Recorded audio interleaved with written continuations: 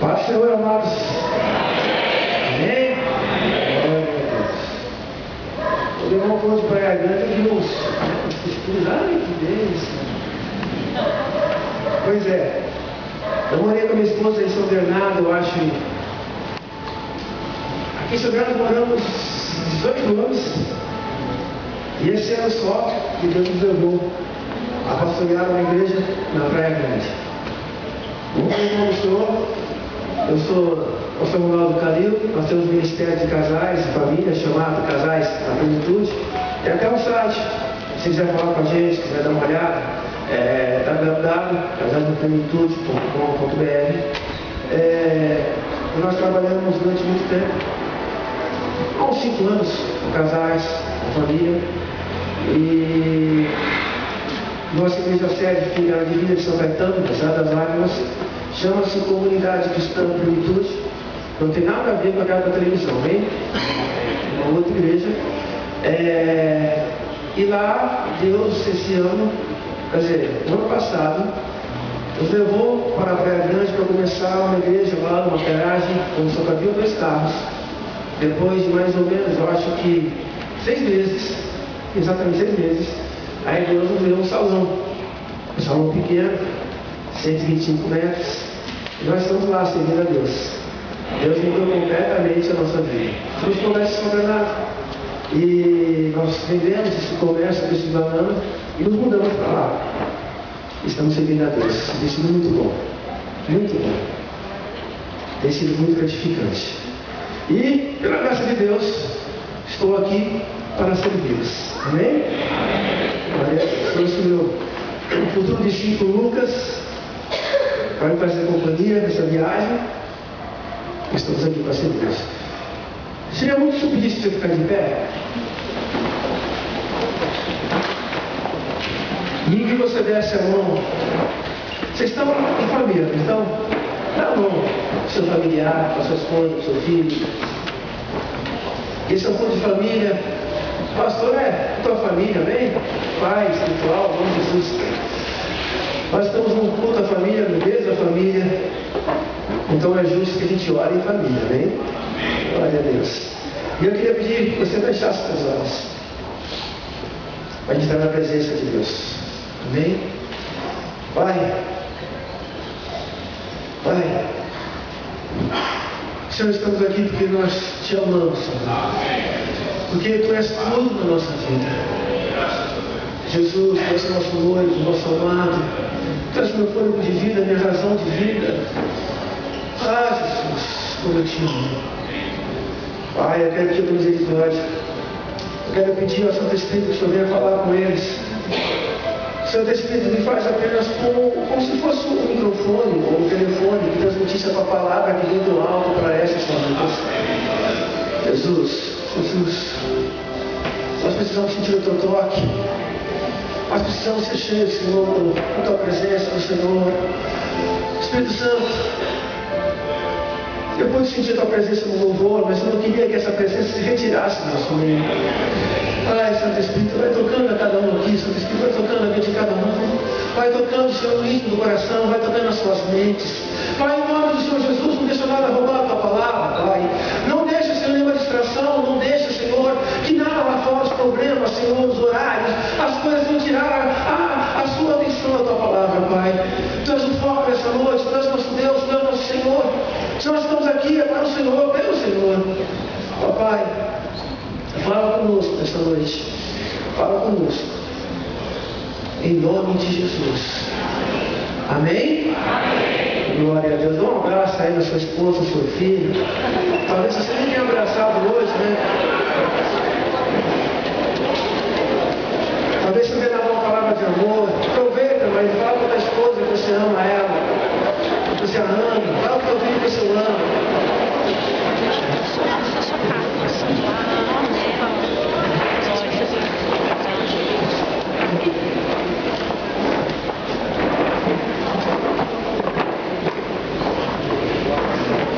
Glória a Deus. Pode sentar, irmão.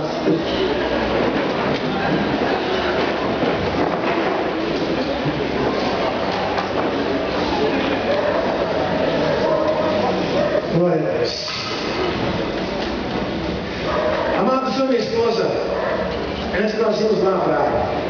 comunidade cristã, juventude. Nós pastoreamos uma igreja na Fazenda da Juta. Alguém já ouviu falar desse bairro de São Paulo? Não conhece a Fazenda da Juta? Fazenda da Juta é um lugar muito perigoso, periferia de São Paulo. Um lugar com poucas entradas e poucas saídas. E quando nós pastoreávamos lá, naquele bairro, tinha muito porte de carro e muita venda de drogas naquele bairro. E Deus nos levou a pastorear uma igreja lá durante quase 5 anos. E bairro de periferia, tudo muito simples, tudo muito humilde. E eu lembro que uma vez a igreja, gente, essa igreja do tamanho dessa plataforma aqui, tão pequenininha que era. A plataforma lá era de madeira. Eu lembro que eu tocava contrabaixo naquela época com os meninos, e quando eu pulava de um lado, a bateria que estava do outro levantava. Era tudo muito simples, uma igreja de pessoas simples. E tinha uma irmã, uma senhora, que ela sempre vinha na igreja e ela se assentava mais ou menos, era uma fileira só, ao lado direito. E um dia, conversando com ela, eu descobri que essa irmã era a esposa de um pastor, que ficava a alguns metros para cima da nossa igreja. E como eu sabia que ela era a esposa do pastor, eu disse para ela: você então tem que ficar com o seu marido, você tem que ficar com o seu pastor, ele é a tua cobertura, você tem que estar com ele, ajudá-lo na obra, não conosco. E ela disse assim: pastor, eu não posso, porque o meu marido, durante algum tempo, quando as coisas vão bem, quando entra oferta e dízimo, ele é pastor. Mas quando não entra oferta e dízimo, ele vai para o centro de humanos, servir lá no cemitério. Você acredita? E quando eu faço algo que ele não gosta, quando eu não faço o que ele gosta, uma noite de frio como essa, ele pega um balde de água, joga em cima de mim, abre a porta às 11 horas da noite, me põe para fora e só abre no dia seguinte. O pastor.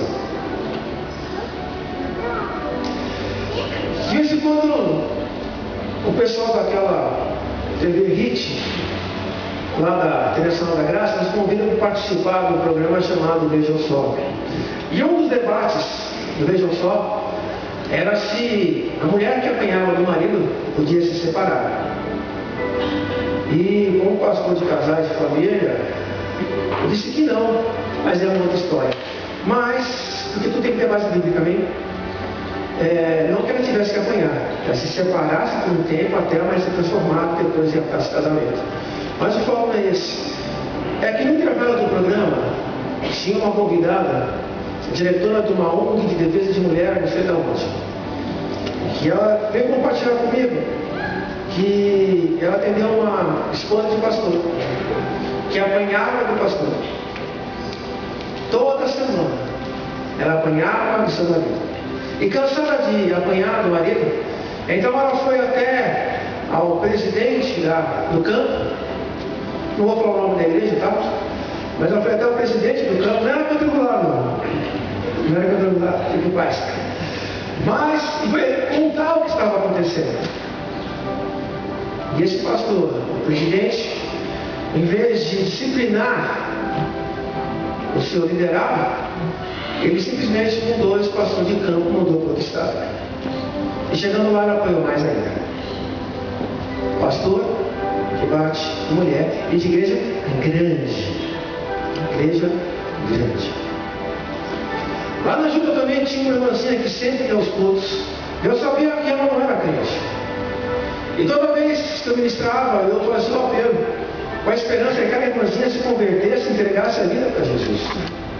Mas toda vez que eu fazia o apelo, aquela irmã não se resolvia com Jesus, não entregava a vida para Jesus. E aí eu, admirado, peguei um diácono, que hoje é o pastor da igreja que está lá, e ele me acompanhou, nós fomos fazer uma visita a essa irmã. E aí eu perguntei para ela: irmã, se você vai todos os domingos na igreja, é porque você gosta da palavra, é porque Deus está falando contigo. Por que é que você então não entrega a vida para Jesus, se torna crente? E ela disse assim: pastor, Meu pai é crente. E era diácono. Com esse entendimento, era a mesma denominação desse outro pastor que batia na esposa.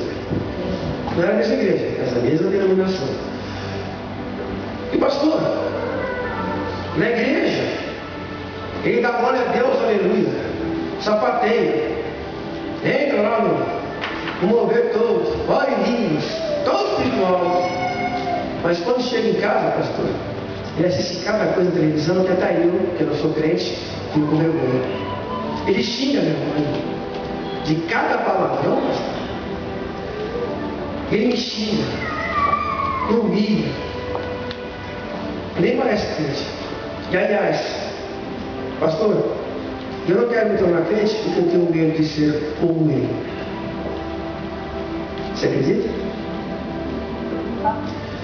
Algumas pessoas são cristãs dentro da igreja, no trabalho, no convívio, na comunidade, na vizinhança, mas, infelizmente, não tem comportamento cristão dentro de suas casas.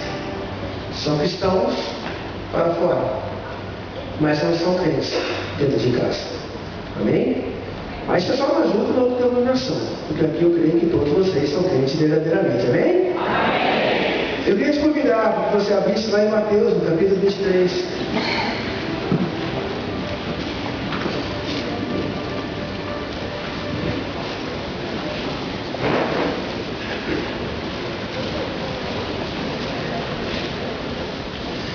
Esse é o som mais lindo que o pastor pode ouvir. Os pratos fazem as folhas da Bíblia.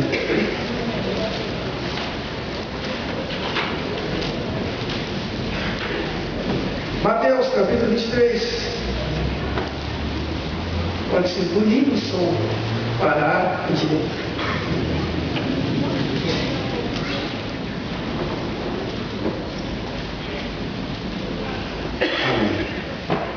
Mateus 23, 27. Jesus tinha um método de ensino, de pregação, bem interessante. Ele andava com seus discípulos pela rua de Jerusalém, pelas ruas de Israel, e quando ele via alguma coisa, ele parava e aproveitava aquele momento para dar o ensino. E não foi diferente aqui nessa passagem. Jesus andando junto com seus discípulos, havia alguns escribas e fariseus ao seu lado. Ele passou pelo cemitério, parou, olhou para o cemitério e ele disse, acompanha comigo, versículo 27. Ai de vós, escribas e fariseus, hipócritas, porque sois semelhantes aos sepulcros caiados, que, por fora, se mostram belos, mas interiormente estão cheios de ossos de mortos, de toda imundícia. Assim também vos exteriormente pareceis justos aos homens, mas por dentro estáis cheios de hipocrisia e iniquidade. Amém? Sepulcro caiado. Como você bem deve saber, o sepulcro nada mais é do que um túmulo. E o caiado vem da palavra cal. O sepulcro caiado era um túmulo pintado de cal. Qual é a cor do cal? Branca. Como você é crente, você sabe que o branco significa o quê? Santidade, pureza. Amém? Nós, quando Jesus vier, eu já falei para o Senhor, eu quero fazer parte desse exército. Eu virei atrás dele, vestido de branco, para pegar Satanás. Eu disse, Jesus, eu quero participar desse exército aí. Mas a roupa do crente espiritual é branca, roupa de santidade, sem mancha, sem mácula. Pois bem, quando um bom fariseu ou algum escriba falecia, era colocado nesses sepulcros, e esses sepulcros eram pintados de branco, para dizer que ali naquele sepulcro, naquele túmulo, havia um homem que era santo, havia um homem que servia a Deus. Como vocês bem sabem, os fariseus eram os sacerdotes do templo de Jesus. E os escribas eram aqueles que copiavam as escrituras, a palavra. Não havia gráfica, não havia imprensa, então eles copiavam à mão. Por copiarem à mão, eles tinham todo o conhecimento da palavra de Deus. Então eram como se fossem os sacerdotes de hoje, os pastores de hoje, os crentes de verdade de hoje, os líderes das igrejas de hoje. E Jesus, passando por aquele cemitério, disse assim: fariseus, escribas, vocês são como esse sepulcro caiado. Por fora, vocês têm cara de crente, cara de pastor. Mas por dentro, está cheio de osso seco, está vazio, não tem vida. E por dentro, está cheio de podridão, da iniquidade. Sepulcro caiado. Um dia Jesus me disse: filho, sepulcros caiados são pessoas que morreram, mas não nasceram de novo. São pessoas que vão para a igreja, que carregam a Bíblia debaixo do braço, que tem roupa de igreja como a minha aqui, que falam de Deus, mas por dentro não nasceram de novo. Eles só morreram com as coisas do mundo. Não frequentam mais os bares, não frequentam mais os forrós, não frequentam mais lugares onde a gente vai. Nas ruas não falam mais palavrão. Enfim, tem aparência de crente, mas lá no íntimo, lá no seu coração, eles não nasceram de novo. Infelizmente, as igrejas estão cheias de sepulcros caiados, mas aqui não, amém? Amém? Quero olhar para vocês e quero crer que realmente estão diante de crentes de verdade, homens que buscam a santidade de Deus, homens que são crentes fora, dentro de casa, em qualquer lugar, homens que não se corrompem, não se vendem, homens e mulheres de caráter, que honram o nome cristão crente. Sabe, meus amados, o sepulcro caiado é aquele que não se converteu ainda verdadeiramente, só deixou as coisas do mundo. Ele ainda não tem os seus sentimentos, o seu temperamento, não tem o seu interior realmente transformado. Não é uma pessoa completamente apaixonada por Deus, completamente doida por Jesus.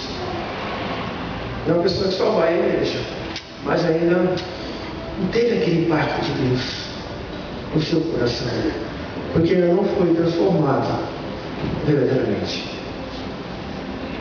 Uma igreja é feita de crentes, amém? Um lar cristão, uma família cristã, era feita de um pai crente, uma mãe crente, um filho crente, uma filha crente. É um lar cristão. E quando eu estava colocando essas coisas no papel, Jesus me parou e me fez uma pergunta. Eu fiquei chorando durante 2 minutos. Jesus perguntou assim para mim: filho, o que é um conjunto de sepulcros? E eu chorei porque eu já sabia a resposta.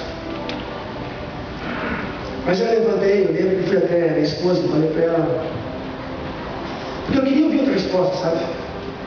Eu falei para ela: meu bem, o que é um conjunto de sepulcros?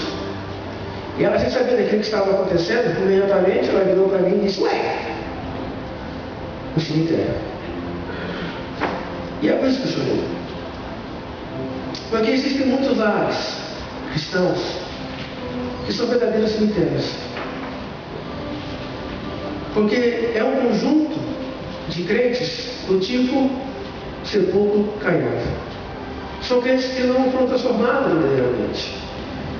Eu contei para vocês a história de líderes que batiam, que ora servia a Deus, ora servia a macumba. De líderes que haviam que se converter, de ver a vida do Pai. E tem outras histórias ruins. Mas nós não viemos aqui para contar histórias ruins, amém? Viemos contar histórias da Bíblia, falar da palavra de Deus, coisas que vão nos trazer vida. Sabe, meus amados, uma igreja não é feita de conjunto de crentes. Não é? Né? Se nós não tivermos crentes de qualidade, nós não teremos uma igreja de qualidade. Não adianta você ocupar o pastor, o reverendo, não adianta você ocupar o líder de casais da família. A igreja é feita de nós, a igreja é feita de você. Então, nós não podemos ser sepulcros caiados. A boa notícia é que Jesus não quer que a gente seja assim. Lembra quando Jesus passou, foi chamado para ressuscitar Lázaro? Lembra essa passagem? A Bíblia diz que ele levou 4 dias, né? Ele chegou lá. E quando ele chegou, a pedra já estava fechada. E a Bíblia diz que então, Jesus chorou. Porque amava Lázaro. Jesus te ama. E aí ele disse, tirai a pedra. Tirai a pedra. Agora, você acha que Jesus não podia fazer assim? Pedra. E ela iria? Sim ou não? Sim. Mas quando ele disse, tirai a pedra, a porque ele está dizendo para nós, você vai ter que ter um esforço. Você vai ter que fazer algo. Tirar a pedra. E aí então, eles tiraram a pedra. E Jesus disse, Lázaro, sai para fora. E Lázaro saiu. E aí então, Jesus disse uma outra coisa. Tira as ataduras dele. Perceba que Jesus ele vai sempre dando uma direção para que o homem faça algo. Amém? Jesus está te dando uma direção para que você faça algo hoje. Amém? E aí eu vi, aquilo que estava podre, aquilo que tirava mal, aquilo que estava com uma unha enfaixada, que não ia para frente, reviveu ao poder de Jesus. E agora, falando sério, eu não sei se tem alguma casa que está assim. Vou usar uma palavra bíblica, Oxalá, espero que não tenha nenhuma. Quem dera, né? Não tem nenhuma família assim. Mas de repente, a primeira vez que você entrou aqui, ou você não está numa fase muito legal. E Jesus quer ressuscitar a sua casa. Deus quer mudar isso. Porque você não foi chamado. Sua casa não pode ser chamada de cemitério. Porque quando Jesus falou que o conjunto de sepulcros caiados no cemitério, Jesus disse assim para mim, filho, tem muitas casas que tem placas, como do cemitério. Eu morei muito tempo perto do cemitério da Vila Cris ali. Jardim do Mar. E ali tem lá o cemitério da Vila Cris, né? Um abraço, quando eu não era crente, confessando o pecado, eu pulava aquele muro para roubar, para ver, para fazer balão. Ai, Jesus me perdoa, eu não era crente, amém? E era menino também. Mas, olha só, gente, tem uma placa. E aí Deus disse assim para mim, Jesus falou assim, filho, tem muita casa, tem placa, cemitério. Por exemplo, vou falar sobre nomes que andam ali com você, nem são só exemplos. Cemitério Oliveira, cemitério Silva, outros sobrenomes. Que não tem nenhum Oliveira e nenhum Silva aqui, nem não dou minhas palavras. Mas tem muita casa assim, de crentes cristãos que estão na igreja. E por que estão assim? Porque não estão buscando a Deus como se deve. Não estão buscando a Deus como se deve. Eu vi no cara falando isso um pouquinho, Lucas falou sobre isso. Eu falei, cara, você tem que buscar a Deus desesperadamente. Que nem um doido, que nem um maluco. Lá na nossa igreja, nós trabalhamos no modelo do IBA, se vocês não conhecem, esse quadro apostólico. Tem algumas siglas lá.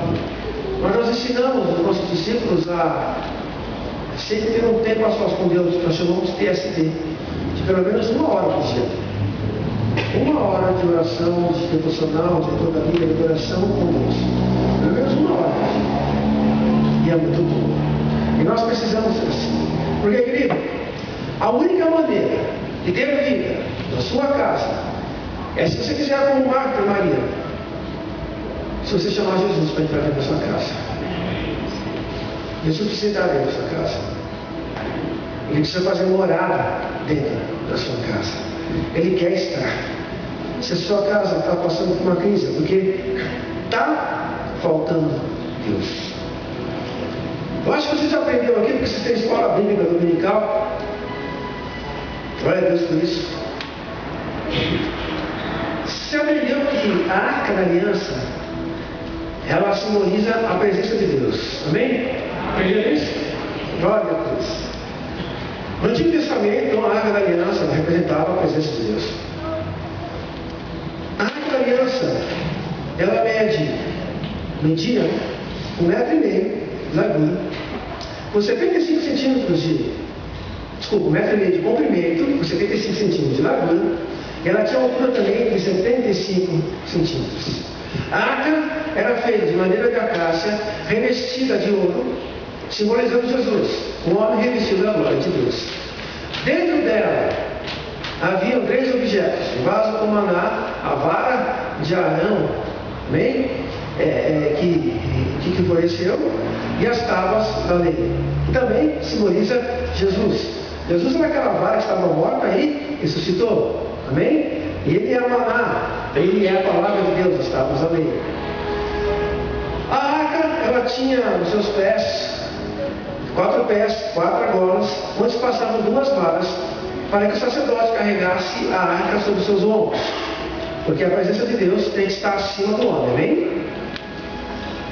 Ela também tinha uma tampa, onde haviam 2 anjos, com suas asas diferentes, um frente para o outro, simbolizando até o nome de Deus, uma adoração a Deus, feita de ouro maciço. E por que eu estou te contando sobre a arca ou sobre a presença de Deus? Porque um dia também, no culto de oração, nós culto de oração na sexta-feira, quando terminou o culto, me sentei na cadeira. E de repente eu ouvi uma voz, a voz de Deus perguntando: filho, quanto que pesa a arca da aliança? Eu falei: não sei, Deus. Eu já estudei muito sobre o tabernáculo. Ele disse: não me lembro de ter visto isso. Então eu procurei na Bíblia e não achei o peso da arca. Procurei nos livros de teologia e não achei o peso da arca. Aí eu fui no dicionário de hoje, Google, e também não achei. Mas eu achei uma pessoa que fez uma réplica da arca. Ele a fez de madeira e revestiu de bronze. Só que ele fez ela um pouquinho menor. Em vez de ser 1,5 metro por 75, ele fez 1,20 metro por 50. A tampa igualzinha da arca. E ele estava colocando essa arca, ele fez para vender. E aí ele divulgou o peso da arca. Ela pesava aproximadamente, acho que eram 120, 130 quilos. Falei: aí eu fiz umas continhas e cheguei mais ou menos ao peso da arca. Devia ser pesar mais ou menos entre 200 e 250 quilos, obviamente do seu tamanho, os objetos que estavam lá dentro, entre 200 e 250 quilos. Agora, por que Deus me perguntou isso? Deus sempre tem um propósito, amém? Ele tinha um propósito. Queria que você abrisse 2 Samuel, capítulo 6.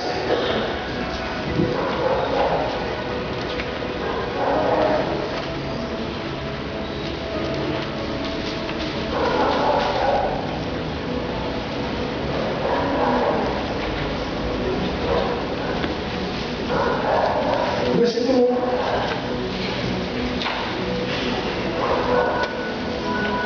Quando você procura dificultar o contexto dessa passagem bíblica, lá em 1 Samuel capítulo 4, nós vamos ver que o povo de Deus, pode deixar aí em 2 Samuel 6, tá? Vocês vão ver que lá em 1 Samuel capítulo 4, o povo de Deus estava em guerra com os filisteus. Havia um sacerdote chamado Eli, que tinha 2 filhos, chamados Ofni e Finéias. Ofni e Finéias eram sacerdotes da época, extremamente pecadores. Eles roubavam as ofertas do templo, eles tinham relações sexuais com as mulheres dentro do templo, ou na porta do templo. Por incrível que pareça, não muito diferente do que a gente ouve de algumas igrejas por aí hoje. E o povo estava em pecado. Era a época de Samuel. Quando Samuel começou a ser levantado como profeta. E toda vez que se estar em pecado, toda vez que esse povo iria guerrear, batalhar com os filisteus, eles perdiam. Aí alguém teve uma ideia. Ele disse assim: olha, vamos pegar a arca da aliança, que é a presença de Deus, e vamos levar na batalha conosco. E afinal de contas, se Deus é por nós, quem será contra nós? Não é isso? E aí então, pegaram a arca e foram levar a batalha. Só que o povo estava em pecado. E quando nós estamos em pecado, Deus não se manifesta, amém? Porque a Bíblia diz que nossos pecados afastam de Deus. O Senhor vira o rosto por causa dos nossos pecados. Então eles entraram em batalha, e como Deus não se manifestou, eles perderam novamente a batalha. E o pior, não só perderam a batalha, como o povo de Deus perdeu a presença de Deus. Porque no capítulo 5 de 1 Samuel disse então que a arca ela foi levada para a terra dos filisteus, foi levada para a terra de Asdod, e lá foi colocada no templo de Dagon. É aquela história onde diz que de noite aquele poste de ídolo caía, eles levantavam novamente no dia seguinte, fechavam a porta do templo de Dagon e ele caía novamente no dia seguinte, porque nenhum ídolo, nenhum Deus existe ao nosso Deus soberano, amém? E aí então as pessoas, os filisteus começaram a ficar doentes, começaram a ter úlceras, começaram a ter chagas, começaram a ficar doentes. E aí eles associaram essas doenças com a arca, com a presença de Deus. E aí teve um homem que teve uma ideia. Sugeriu assim: se realmente é por causa dessa arca que nós estamos ficando doentes, então vamos mandar embora. Vamos fazer uma prova, vamos fazer um teste. E eles pegaram o carro de boi, pegaram umas vacas que tinham acabado de ter bezerros, que iriam ficar com seus bezerros para de mamar, e falaram assim: se essas vacas levarem a arca para Israel, é porque a causa da doença é a arca mesmo. Porque nenhuma vaca vai querer deixar o seu bezerro. E eles vão saber o caminho para Israel. E assim eles soltaram. E as vacas levaram a arca direitinho para Israel. Chegando lá, os israelitas ficaram, os judeus ficaram, o povo de Deus ficou feliz, porque a arca, a presença de Deus, voltou para eles. E a Bíblia diz que 70 homens abriram a arca indevidamente. Eles não podiam tocar a arca. Só os sacerdotes, só os sumos sacerdotes podiam tocar a arca. E eles tocaram na arca, e a Bíblia diz que 70 homens morreram. Aí eles ficaram apavorados. Olha que interessante. Desde o começo, tem alguns do povo de Deus que não sabem o que fazer com a presença de Deus, que não sabem lidar com a presença de Deus. E eles não sabiam o que fazer com a arca. Então alguém teve uma ideia. Falaram assim: olha, lá no alto, lá em cima, existe um sacerdote. Esse sacerdote, ele pode ficar com a arca. Vamos levar a arca para lá, e lá ninguém mais morrerá, não haverá mais perigo. E assim fizeram. Levaram para o monte e colocaram a arca na casa desse sacerdote, chamado Abinadab. E a arca, segundo a cronologia bíblica, ficou por lá durante 80 anos. 80 anos, a presença de Deus ficou na casa de Abinadab.